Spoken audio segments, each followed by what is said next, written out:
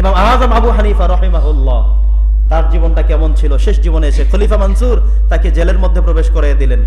আমরা যে ইমামের অনুসারী আবু হানিফা, তাকে জেলখানার মধ্যে রাখা হয়েছে। অবশেষে তাকে এক গ্লাস শরাব হাতে দিয়ে, পানি হাতে দিয়ে বিষ মিশ্রিত করে, পানির তৃষ্ণায় তিনি যখন মরে যাচ্ছেন, ফেটে পড়ছেন, পানি চাওয়া হয়েছিল, সেখানে বিষ মিশ্রিত করে তাকে শহীদ করা হয়েছে। আবু হানিফা যার অনুসারী আমরা, কি দোষ ছিল তাদের? নবীদের কি দোষ ছিল? কিন্তু যুগে যুগে আল্লাহ তাআলা দেখিয়েছেন প্রত্যেক নবীকে এই পরীক্ষার মধ্যে উত্তীর্ণ হতে হয়েছে। এই পরীক্ষা দিয়েই তাদেরকে আসতে হয়েছে। স্টারগুলোর মধ্যে যারা ছিলেন, ইমাম আহমদ বিন হাম্বল, তাকে মদিনার জমিনে উটের সাথে রশি দিয়ে তাকে বেঁধে পুরো শহরে তাকে ঘুরানো হতো। শরীরের চামড়াগুলো, গোস্তগুলো রাস্তার সাথে একাকার হয়ে মিশে যেত, রক্তাক্ত হয়ে যেত। তিনি এই কঠিন পরীক্ষার মধ্যে তাকে দিতে হয়েছে। আমাদের প্রধান চারজন ইমাম, তাদের প্রত্যেককেই আলাদা আলাদা কষ্ট পেতে হয়েছে। প্রত্যেকেই তারা কষ্ট দিয়েছে, প্রত্যেকজনকে তারা কষ্ট দিয়েছে, এমন কেউ নেই যাকে তারা ছেড়ে দেয়নি।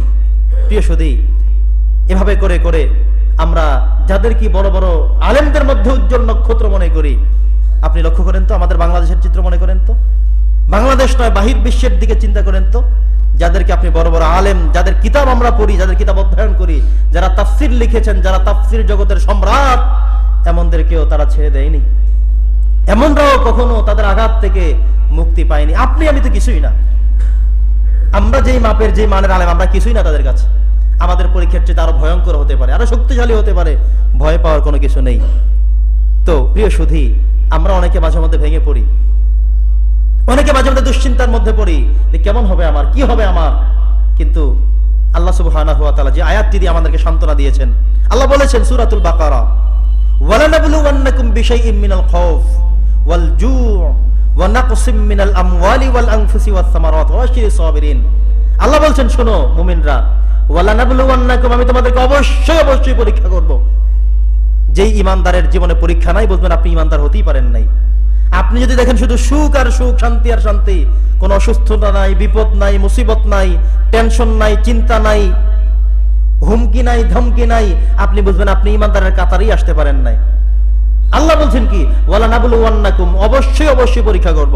লামে তাকিদ নুনে সাকিলা, দুইটা তাকিদ দিয়ে আল্লাহ বলছেন, ওয়ালানাবলুওয়ান্নাকুম, আমি তোমাদেরকে অবশ্যই অবশ্যই পরীক্ষা করব। মিনাল খাউফ, তোমাদেরকে ভয় দিব, ভীতি দিব।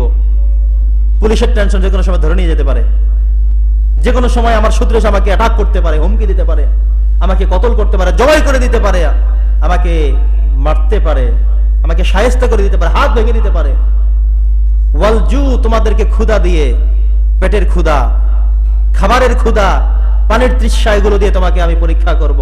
আপনার সব ঠিক আছে, শুধুমাত্র টাকার অভাবে আপনি হালাল জিনিস কিনতে পারেন না, টাকার অভাবে আপনি অনেকে অনেক কিছু খায় কিন্তু আপনি সেভাবে খেতে পারেন না।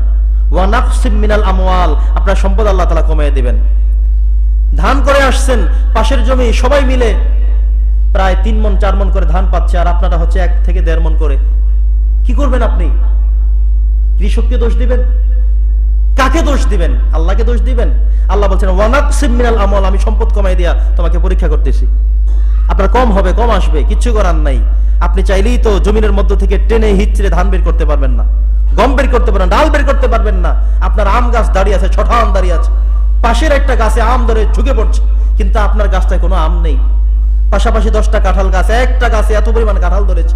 যদি এমন 3টা গাছেও কাঁঠাল ধরতো, তাহলে আপনি খেয়ে মানুষকে দিয়ে শেষ করতে পারতেন না। কিন্তু ধরেছে শুধু একটা, তার পাশে একই মাটি পেয়ে, একই আলো বাতাস পেয়ে, একই সিস্টেমে বড় হয়ে, তার থেকে ঢালগুলো আরো মোটা তাজা হয়েও কাঁঠাল নেই একটাও। আল্লাহ বলছেন, দেই আমি।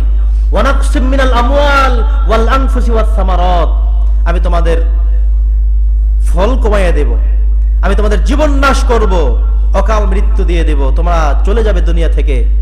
কিন্তু এই সবগুলো আমি আল্লাহর থেকে পরীক্ষা। এগুলো কি? জোরে বলেন।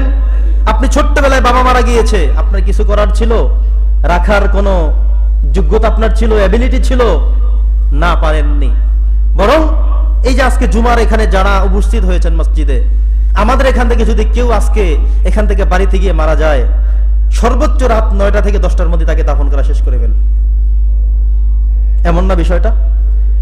যদি সময় ক্ষেপণ করেও, তাহলে কতটুকুন করবে? যে কিছু সন্তান ঢাকায় আছেন, তারা অন্তত আস্তে আস্তে কালকে সকাল বাঁচবে, তাহলে জানাজা হয়তো 8টায় বা 9টায় দিয়ে দিবে, শেষ। এরপরে থাকবার আর কোনো সুযোগ সম্ভব? তাকে রাখলে কি কোনো ফায়দা আছে? আছে কোনো সুবিধা যে যতক্ষণ রাখা যায় ততক্ষণই ভালো, কবরে দিলেই আযাব শুরু? বিষয়টা কি এমন কিছু না। বরং মানুষ মাইয়িত হয়ে গেলে, ইন্তেকাল করলে যত দ্রুত সম্ভব তাকে কবরস্থ করা, এটাই আওলা, এটাই উত্তম।